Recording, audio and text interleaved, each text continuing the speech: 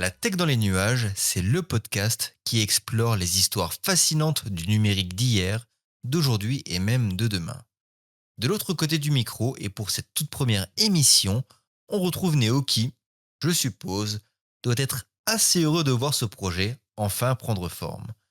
Eh ben écoute, ouais, comme tu le dis, hein, c'est vraiment ça. Je suis ravi de tourner cet épisode zéro qu'on a eu du mal à caler, hein, mais ça n'enlève pas en tout cas cette envie qu'on va mettre à tourner ce premier épisode.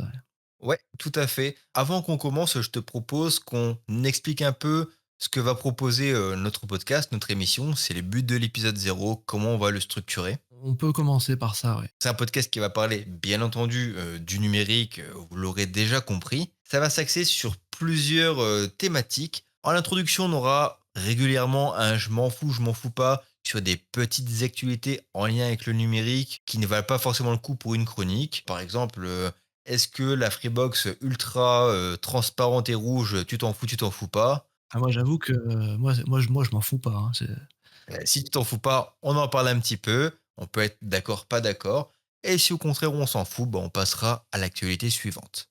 ok. Après ce petit amuse-bouche, on arrivera sur les parties un peu plus sérieuses, à savoir les chroniques. Donc des chroniques d'informatique de tout temps, en lien avec le numérique. Ou, petite sucrerie pour cette émission, tu nous feras le plaisir d'introduire une chronique en lien avec la cybersécurité, je crois. Ouais, exactement. Je vais essayer de faire un fil rouge sur la thématique de la cybersécurité qui me passionne. Je vais essayer de vous rendre ça tout à fait accessible et surtout un petit peu décalé. Vous allez voir, la chronique cybersécu de cet épisode zéro, elle est assez particulière, On a hâte d'entendre ça, mon cher Néo. j'espère. À savoir que les chroniques, ça sera tantôt toi, tantôt moi, ça dépendra en fonction des thématiques. On aura également une section sur des astuces tech, donc les astuces de monsieur tout le monde un peu, c'est pas forcément des choses qui seront élitistes.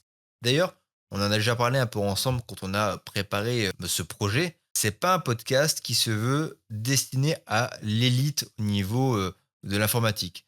Ça peut être pour les personnes qui sont amateurs éclairés ou non, mais qui ont cette curiosité sur tout ce qui est en lien avec l'informatique. Ouais, on va essayer de rendre ça, comme on disait tout à l'heure, très accessible et si jamais vous avez envie de poursuivre, sur une partie un peu plus pointue, ben, on se fera un plaisir de répondre à tout ça sur les réseaux. On fera le tour, on présentera tout ça, pourquoi pas un peu plus tard, mais on pourra en discuter, ouais. Ouais, c'est très pertinent ce que tu dis. D'ailleurs, sachez que dans les podcasts que vous écoutiez sur Spotify, Deezer, Apple Podcast, vous pouvez laisser des commentaires, même des notes, ça aide au référencement de l'émission. Nous, on les lira et on s'efforcera, quand on le pourra, de pouvoir y répondre dans l'émission qui arrive après. Ouais, je pense que c'est une bonne idée, ça permettra de garder une interaction avec les nombreux auditeurs qui réclameront l'épisode suivant, j'espère. Et oui, et Dieu sait qu'ils sont déjà très nombreux. Bah, disons que oui, l'avantage de démarrer comme ça, c'est qu'on va avoir une courbe de progression, Ascendante. eh ben oui, ascendante. Qui dit podcast, pour moi, voulait forcément dire, invité pour créer une certaine émulation, un échange entre différents points de vue. Le principe qu'on a décidé sur, cette première mouture de la tech dans les nuages, c'est de prendre un invité qui va nous raconter son parcours, professionnel en lien bien sûr avec le numérique. Par exemple, des reconversions d'un métier, je sais pas, boucher vers communicant dans une grosse entreprise sur tout ce qui est lié en lien avec les réseaux sociaux. On a déjà plusieurs noms en tête. On vous laisse la Ouais, surprise pour après, bien entendu. exactement, exactement. Ouais, il faut savoir que au tout début, à l'origine de ce podcast, pour faire un petit peu le making of, il faut savoir que c'était pas forcément prévu qu'on soit tous les 2 présents à la conduite de ces épisodes, de ces podcasts. Mais tu m'en avais parlé en me disant: «Écoute, Néo, est-ce que ça t'intéresse d'intervenir à ce titre?» Parce qu'un parcours un petit peu particulier et je t'avais répondu: «Oui», assez rapidement et Ouais. puis finalement, tu vois, on en a reparlé et aujourd'hui on est 2 à co-animer ce podcast et on va se régaler, j'en suis sûr. J'espère, j'espère. L'avantage d'avoir un invité, c'est qu'il pourra également intervenir sur, l'ensemble des différentes thématiques, du podcast. Ça va pouvoir créer un peu, un rythme, un certain dynamisme plutôt que d'entendre Néo qui fait sa chronique, moi qui parle de certaines astuces. Ça va Ouais. permettre de pouvoir avoir, pas une confrontation parce que ça semble un peu négatif, mais un œil différent sur ce qu'on pourra proposer pendant les émissions. Tout à fait. Tu veux dire s'il y a des gens qui sont de la team, Steam Deck et d'autres de la team, Aya Neo, c'est ça? Par Ou exemple, ROG Ally? par exemple, c'est très OK. pertinent. Et ben, ce sera notamment l'occasion de mettre dans les commentaires si vous avez des invités. On en a quelques-uns Ouais, en avance, mais si vous connaissez des gens avec un parcours particulier ou atypique, et il y en a quelques-uns dans le domaine, tout à et fait. ben nous, on se fera un plaisir d'entrer en contact avec ces gens et puis pourquoi pas les inviter dans un prochain podcast. Pour conclure, nos émissions, on aura une traditionnelle, partie recommandation. Quand je dis traditionnelle, c'est parce que sur beaucoup de podcasts, on a ça, fin d'émission, la reco des personnes qui animent le podcast et des invités. Donc ce sera en lien de près ou de loin avec le numérique. Ça peut être, des jeux, des logiciels, du matériel, des événements. Ouais, parler un petit peu de ce qu'on fait en ce moment. Je pensais à des side projects. Enfin, moi, je sais que je fais beaucoup de petits projets en petits projets ou pourquoi pas les jeux du moment. On aura tout un temps à la fin pour évoquer ça, ouais. Tout à fait. Maintenant qu'on a expliqué un peu la trame de notre émission, on va quand même donner quelque chose à nos auditeurs, à savoir la toute première chronique de Néo dans la tech, dans les nuages. C'est quand tu veux. Eh ben, écoute, je sors mes fiches parce que, bon, on travaille sans filet, mais quand même, pas tout à fait. Alors, je vais vous parler de la toute première fois qu'on a parlé de hacking. Alors, on pourrait s'attendre à ce que ça soit au milieu des années, 90, 80, Ouais. peut-être même 70, et on n'aurait pas tout à fait tort, mais en fait, c'est bien plus vieux que ça. On a donc pas tout à fait raison non plus. Dans les décennies, je pense qu'on est même, on est un peu encore au-delà de ça, mais alors on est même en termes de siècles, puisque Oh, là, le 1er hack de l'histoire, il a lieu au 19e siècle. Donc tu vois? Je ok. disais que c'était pas tout Donc, jeune. donc du hack sans ordinateur. Oui, oui, là pour le coup, il y a pas d'ordinateur. Mais vous allez voir en fait, ce qui est assez intéressant, c'est qu'on peut le rapprocher au hacking qu'on connaît aujourd'hui, avec les ordinateurs justement. Et je vais tenter de vous faire le parallèle de tout ça au cours de l'histoire que je vais vous raconter. Donc en fait, historiquement déjà, le hacking, c'est la bidouille et l'expérimentation. D'accord. C'est vrai qu'aujourd'hui, on associe ça à du hacking informatique, historiquement, ça n'a pas du tout ce sens-là. Et c'est la définition du MIT, hein, c'est l'Institut de technologie du Massachusetts, qui en 1960 a défini que c'était la bidouille et l'expérimentation. Quand tu entends bidouille expérimentation, quand tu parles de hacking, c'est pas forcément arriver à briser quelque chose, à transgresser. C'est Briser, pas à chaque fois. Ce ok. sont des choses qui arrivent, mais c'est pas le but recherché. Par contre, la notion de transgression, elle est là dès le départ. En fait, le hacking, c'est le fait d'exploiter un matériel ou un logiciel d'une manière dont il n'a pas été pensé par son créateur. Aujourd'hui, on pourrait parler de hacking pour les. Je sais pas si tu as vu ça, il y a des gens qui font des racks serveurs avec des tables Ikea. Ouais, Et ouais, j'ai bah vu. ça, c'est un hack en fait. C'est utiliser un objet d'une manière dont il n'a pas été pensé par son créateur. Mais là, vous allez voir, c'est pas tout à fait ce qui s'est passé dans l'histoire que je vais vous raconter. Je vais vous parler de télégraphe, du premier piratage, qui est le piratage du télégraphe de Chappe. Alors Chappe, c'est le nom de l'inventeur. C'est un télégraphe optique. Je sais pas si vous avez déjà vu ça, et si toi, tu as déjà vu ça, Super Wookie. Ça me parle Euh, pas. bon, c'était en 1834, on Ouais, sort de la Révolution française. Non, t'étais pas là, non. Mais en fait, pour faire passer des messages à longue distance, on utilise des tours qui ressemblent un petit peu à des phares. C'est entre un phare et un moulin, en fait. Et avec des bras articulés, on fait des formes, un petit peu comme si aujourd'hui on dansait le YMCA. Mais à l'époque, on fait ça avec des grandes tours, OK. avec des bras auxquels on peut appliquer des angles, en fait. Et donc, en fait, bah, chaque tour réceptionne visuellement le message de la précédente et le retransmet à la tour suivante. Ce réseau de télégraphie, on l'a, comme je disais, depuis la Révolution française, donc quelques dizaines d'années auparavant. Et, euh, et notamment, le genre de message qu'on fait passer, c'est la clôture des cours de la Bourse de Paris. En fait, elle est transmise, par courrier et elle arrive, en province, 3 jours plus tard. La clôture du cours de la Bourse de Paris, à l'époque, elle est transmise par courrier. Là, aujourd'hui, en fait, le hacking, il concerne cette clôture du cours de la Bourse. En fait, les frères jumeaux, François et Louis Blanc, voilà, ils sont montés sur Paris, ils se sont pris d'amour pour la bourse et les cours de la bourse et donc ils rêvent de faire fortune et donc ils commencent par tenter, d'envoyer des pigeons voyageurs pour connaître, la variation d'un indice qui s'appelle la rente à 3. Alors ça a assez peu d'importance dans l'histoire. Mais le but c'est d'avoir cet indice avant tout le monde pour pouvoir spéculer en fait. Quand ça va à la hausse ou à la baisse, bah, être premier à avoir l'info. Ce qui aujourd'hui, ferait partie du délit d'initié, hein. Je sais pas si tu as déjà entendu Ouais, parler de tout à fait, ouais. cette infraction, mais c'est exactement ça. C'est le fait pour quelqu'un qui a connaissance d'une information, qui peut faire varier les marchés, bah, d'utiliser cette information, aux dépens des autres actionnaires. En fait, ce 1er essai avec, l'envoi de pigeons voyageurs, il se solde par un échec. C'est pas très probant.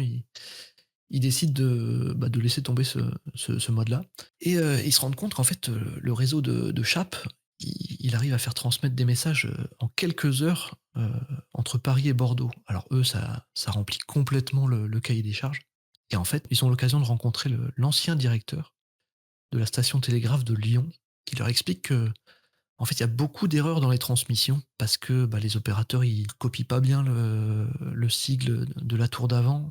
Enfin, C'est un peu le principe du téléphone arabe, non, ouais, c'est exactement ça, en fait. C'est déformé à chaque, enfin, c'est susceptible d'être déformé à chaque transmission parce que, bah, c'est des êtres humains et qu'on fait des erreurs. Et puis, des fois, on interprète alors qu'il y a pas à interpréter. Ils en déduisent, l'idée qu'ils peuvent ajouter, un élément à la fin des transmissions. Et donc, pour réduire ces erreurs-là, il y a une station à Tours qui est chargée justement de reprendre les messages qui viennent de Paris, de les corriger et de les renvoyer, propres. Voilà, ils passent un filtre, à Tours, ils attendent pas que ça arrive à Bordeaux, et que le message veuille plus rien dire. Non, ouais. ils corrigent à Tours. Ils décident de proposer, en contrepartie une contrepartie financière au directeur de la station de Tours et donc ils le mettent dans la boucle et en fait, ils envoient un colis, à la fermeture de la bourse de Paris. Ils font envoyer un colis, de Paris jusqu'à Tours. Alors j'ai pas trouvé l'info de savoir à l'époque, combien de temps ça mettait, Ouais. mais ils envoient des chaussettes en cas de baisse de l'indice et si l'indice, monte, significativement, donc à la hausse, ils envoient des gants au directeur de la station de Tours. Ce colis détermine le message qui est, ajouté au message, aux messages classiques qui sont transmis, entre Paris et Bordeaux, qui parlent de complètement autre chose. Ouais, tout à fait. Et donc ils ajoutent un message, codé, à partir de Tours et en fait l'ancien directeur de Lyon, qui est dans la boucle aussi lui, qui est à la retraite, et ben, il loue une chambre avec vue sur la tour de Chape de Bordeaux et lui en fait, il a connaissance du code qui est dans le message et il intercepte ce code, à chaque transmission de la tour, enfin de ce qui arrive à Bordeaux. Voilà, donc en fait tout marche bien, ils font vraiment, ils font fortune, avec cette affaire et Mais donc personne se doute à l'époque de ce comment dire? De cette, subterfuge. ouais, de ce subterfuge, voilà. Sauf que, bah, le directeur de Tours, il est plus tout jeune et il décède un jour. Alors avant de décéder, il a mis un proche dans la confidence et ce proche, il tente d'approcher le nouveau directeur de Tours. Il rencontre pas le même succès. Ouais, ouais. Le directeur de Tours, il est pas d'accord Ah, et donc il dénonce, l'affaire aux autorités et alors ce qui est marrant, enfin marrant, cocasse, on va dire, c'est que les frères Blancs, donc, ils sont d'abord emprisonnés, ils passent 7 mois en prison, ils font de la préventive, hein, ce qu'on appellerait aujourd'hui de la préventive et donc 7 mois de prison jusqu'à leur procès en 1837. Ce procès et ben, il conclut à leur acquittement, en fait. À l'époque, il y a aucune loi qui encadre le fonctionnement des télécommunications et donc comme il y a pas de loi et ben, il y a pas d'infraction. ah oui. Aujourd'hui, je sais pas, aujourd'hui, il y a pas de si on révélait le projet secret qu'on a de soucoupe volante Ouais. et ben, si on grillait la priorité à droite, dans le ciel avec une soucoupe volante, on aurait du mal à être jugé parce qu'il y a pas de loi qui En gros, tant que c'est pas enfin, il y a pas de légiféré, code de on peut pas être condamné. exactement, ouais.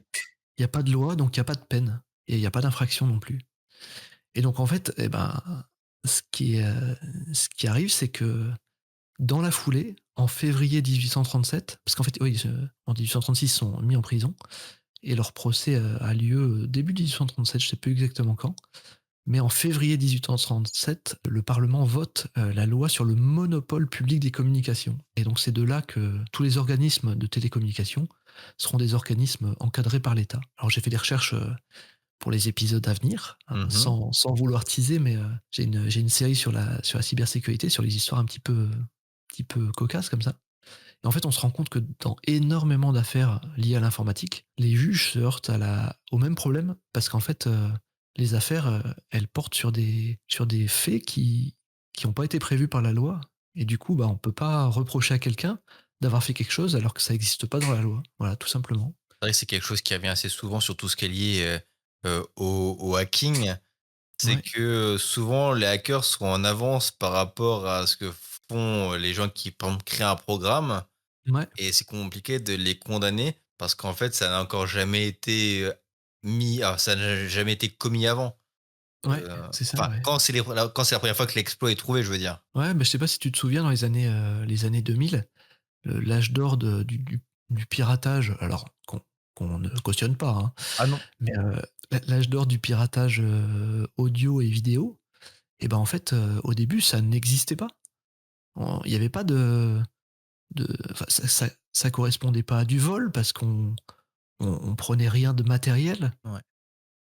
Pareil sur les premières attaques informatiques et là, bon, je m'avance un petit peu parce qu'effectivement j'en parle dans d'autres chroniques que j'ai préparées. Mais, en fait, bah, c'est des faits qui ont jamais été pensés, par le législateur et bah, du coup, il y a pas de loi, donc il y a pas d'infraction.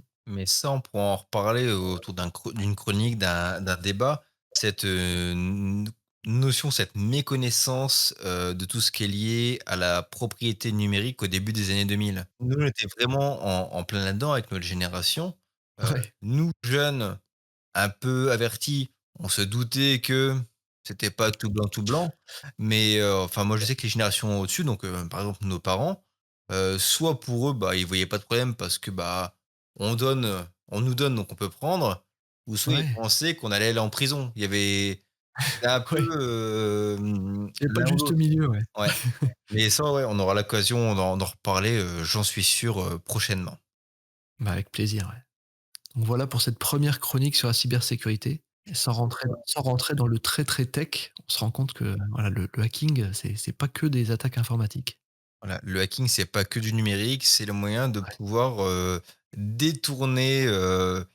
l'utilisation d'un objet pour faire autre chose, éventuellement. Exactement et aujourd'hui, pour faire le parallèle et là je me permets une petite parenthèse, un peu plus technique, et ben aujourd'hui en fait, on a des attaques informatiques qui font exactement la même chose, qui rajoutent une information, à l'information qui est normalement communiquée, par un programme par exemple Ouais.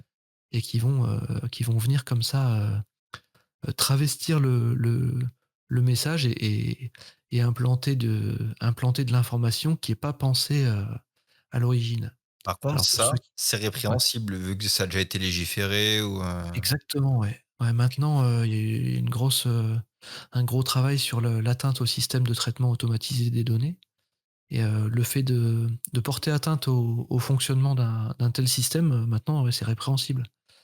Mais pour ceux qui veulent faire, une petite recherche là-dessus, bah, par exemple dans comment on appelle ça? On appelle, je l'avais forcément avant de préparer la chronique, là je l'ai perdu, mais ça va me revenir. La DNS exfiltration, c'est comme ça qu'on fait. On insère de la donnée, là où c'est pas prévu et dans la mesure où on sait quelle forme elle a, puisque c'est nous qui l'avons, insérée ouais, et ben, on sait la récupérer de l'autre côté. d'accord. Voilà. DNS exfiltration. Donc, pour les plus curieux, vous pouvez Voilà. chercher ça sur votre, moteur de recherche préféré et avoir de Ouais. plus amples informations.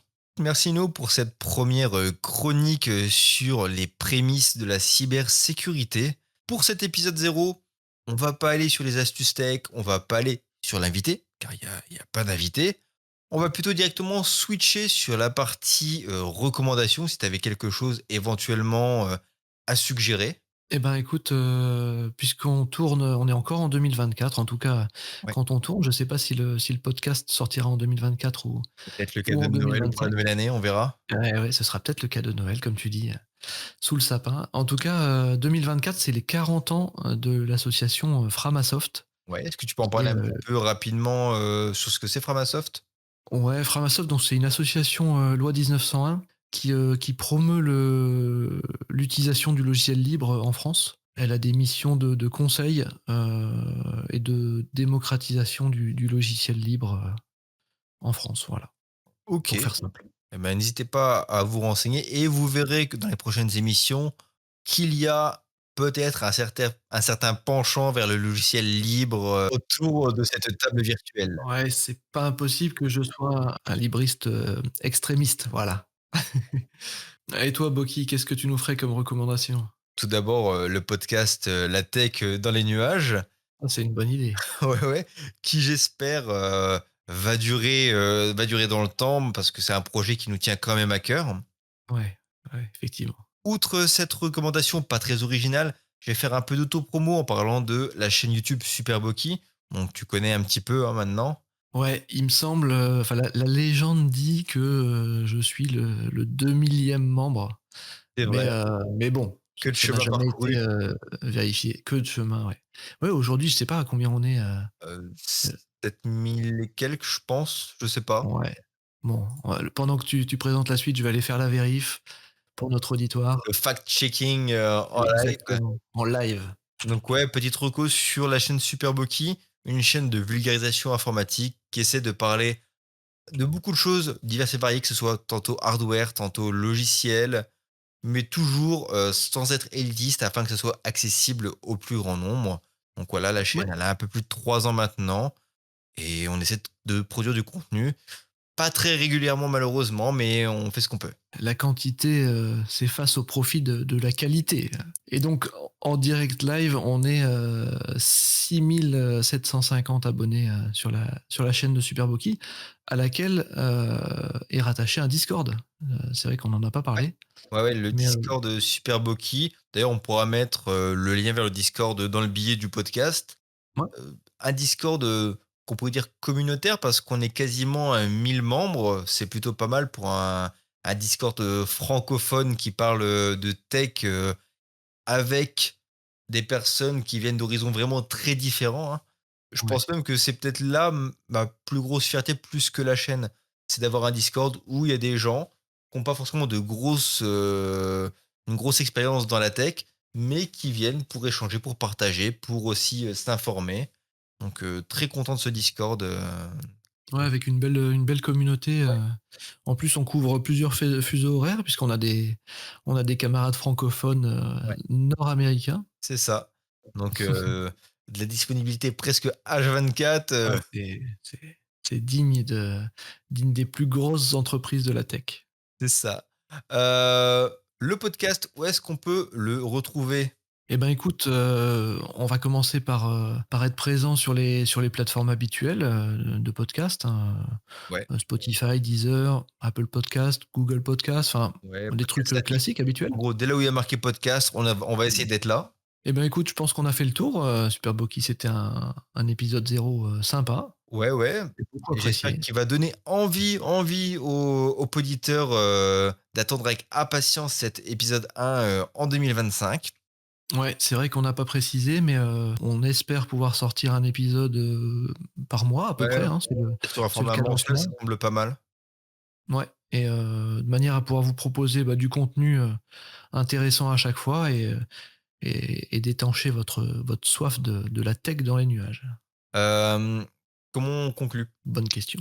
On vous donne donc rendez-vous en 2025 pour l'épisode 1 de La Tech dans les nuages. Merci Néo, salut! Salut Boki.